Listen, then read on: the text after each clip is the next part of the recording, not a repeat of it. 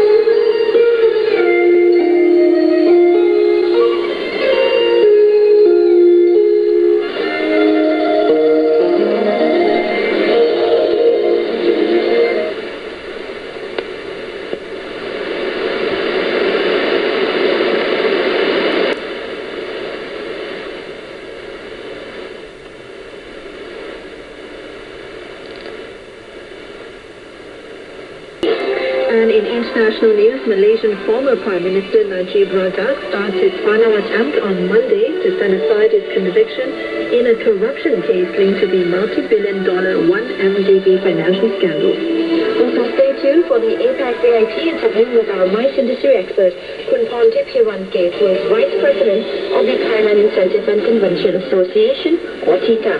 Meanwhile, let's take a look at those top headlines and many more in detail.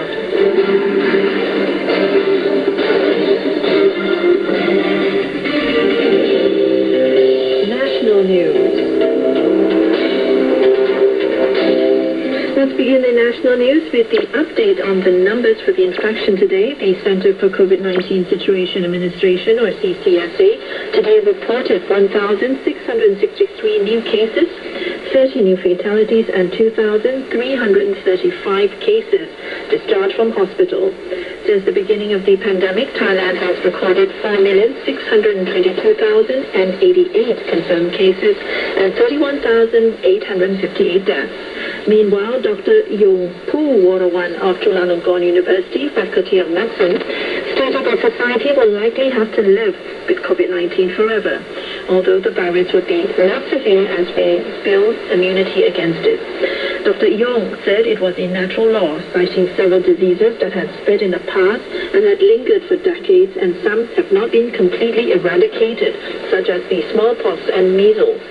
He said that most disease outbreaks lasted only a few years, with a lot of cases such as cholera or Spanish flu.